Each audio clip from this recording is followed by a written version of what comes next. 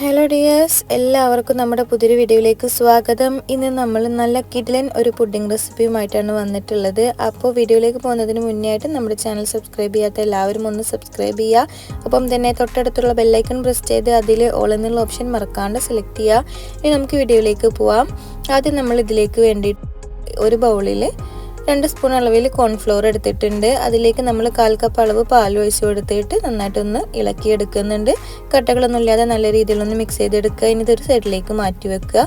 അടുത്തതായിട്ട് മറ്റൊരു ബൗളിൽ നമ്മൾ 2 സ്പൂൺ അളവിൽ കസ്റ്റാർഡ് പൗഡർ എടുത്തിട്ടുണ്ട്. ഇതിലേക്ക് 1/4 കപ്പ് അളവ് പാലും ഒഴിച്ചു കൊടുക്കുന്നുണ്ട്.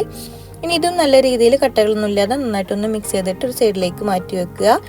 അപ്പോൾ ഇത്തരത്തിൽ ചെയ്ത് കഴിഞ്ഞാൽ നമ്മളിവിടെ അടുത്തതായിട്ട് ഒരു പാനിൽ 500 ml പാല് ചൂടാക്കാനായിട്ട് വെച്ചിട്ടുണ്ട്. ഇതിലേക്ക് നമ്മൾ മധുരത്തിന് ആവശ്യമായിട്ട് കണ്ടൻസ്ഡ് മിൽക്ക് ചേർത്ത് കൊടുക്കുന്നുണ്ട്.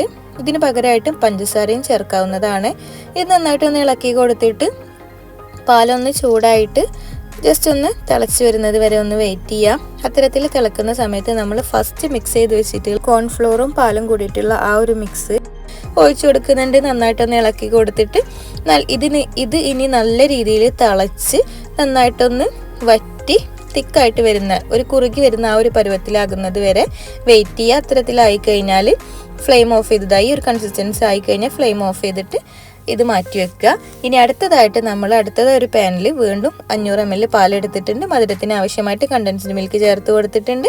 ഇത് നന്നായിട്ടൊന്ന് ചൂടായിട്ട് നല്ല രീതിയിലൊന്ന് തിളച്ച് വരുന്നത് പോലെ നേരത്തെ ചെയ്ത ആ ഒരു പ്രോസസ്സിൽ നമ്മൾ രണ്ടാമതായിട്ട് മിക്സ് ചെയ്ത് വെച്ചിട്ടുള്ള കസ്റ്റാർഡ് പൗഡറും പാലും കൂടിയിട്ടുള്ള ആ ഒരു മിക്സ് ഒഴിച്ചു കൊടുക്കുന്നുണ്ട്. ഇനി ഇത് നല്ല രീതിയിലൊന്ന് തിളച്ച് നന്നായിട്ടൊന്ന് തിക്കായിട്ട് വരുന്നത് വരെ വെയിറ്റ് ചെയ്യാം.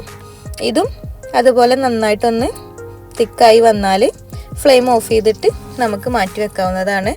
അപ്പോൾ ആ ഒരു പരുവത്തിൽ ഒരു തിക്ക് കൺസിസ്റ്റൻസി ആകുന്നത് വരെ ഒന്ന് കുറുകി വരുന്നത് വരെ വെയിറ്റ് ചെയ്യാതെ ഈ ഒരു പരുവത്തിലാണ് നമുക്ക് വേണ്ടത്. ഇതൊരു സൈഡിലേക്ക് മാറ്റി വെക്കുക. രണ്ടും കൂടിയിട്ട് ചൂടാറാനായിട്ട് മാറ്റി വെക്കുക.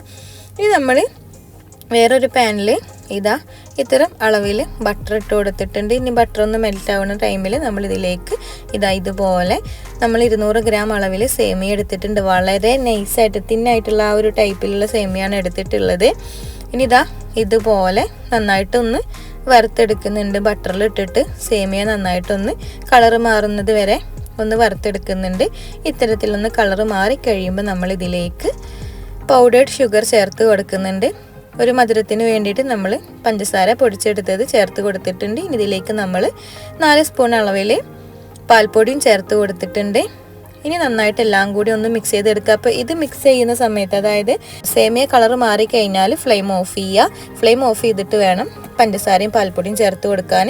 എന്നിട്ട് എല്ലാം നല്ല രീതിയിൽ നന്നായിട്ട് മിക്സ് ചെയ്തെടുത്ത് കഴിഞ്ഞാൽ അപ്പോൾ അത്തരത്തിൽ നന്നായിട്ട് ഇതുപോലെ മിക്സ് ചെയ്തെടുത്ത് കഴിഞ്ഞാൽ ആ ഒരു പ്രോസസ്സ് കഴിഞ്ഞിട്ടുണ്ട്. ഇനി നേരത്തെ റെഡിയാക്കി വെച്ചിട്ടുള്ള ആ ഒരു മിക്സൊക്കെ ചൂടാറി കഴിഞ്ഞാൽ ഇതുപോലെ പുഡിംഗ് ട്രേയിലേക്ക് സെറ്റ് ചെയ്തെടുക്കുകയാണ്.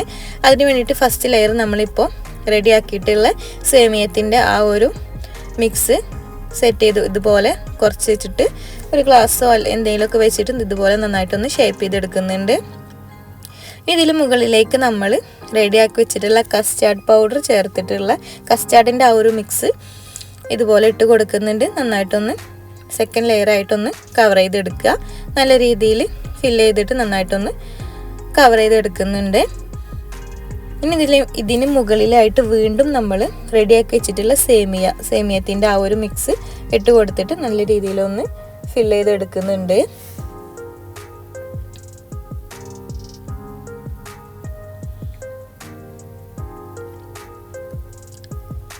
ഇനി നമ്മൾ ഇതിന് മുകളിലുള്ള ലെയറായിട്ട് നമ്മൾ കോൺഫ്ലോറും പാലും കൂടിയിട്ട് മിക്സ് ചെയ്തിട്ടുള്ള ആ ഒരു മിക്സാണ് ഇട്ട് കൊടുത്തിട്ടുള്ളത്. ഇതുപോലെ മിക്സ് ഇട്ട് കൊടുത്തു കഴിഞ്ഞാൽ നന്നായിട്ടൊന്ന് ഷേപ്പ് ചെയ്തെടുക്കുക. നല്ല രീതിയിൽ എല്ലാ ഭാഗത്തേക്കും ഫില്ല് ചെയ്തിട്ട് നന്നായിട്ട് ഇതുപോലെ ഒരു സ്പൂൺ വെച്ചിട്ട് നന്നായിട്ടൊന്ന് ഷേപ്പ് ചെയ്തെടുക്കുന്നുണ്ട്. നല്ല രീതിയിലൊന്ന് കവർ ചെയ്തെടുക്കുക. അപ്പോൾ ഏറ്റവും ടോപ്പിൽ ഇതുപോലെ കവർ ചെയ്തെടുത്ത് കഴിഞ്ഞാൽ കുറച്ച് നട്ട്സ് കയ്യിൽ അവൈലബിൾ ആയിട്ടുള്ള നട്ട്സ് എടുക്കുക. നമ്മൾ കാഷ്യൂനട്ടും ബദാമാണ് എടുത്തിട്ടുള്ളത്. ഇതുപോലെ മുകളിൽ ഒന്ന് വിതറി കൊടുക്കുന്നുണ്ട്.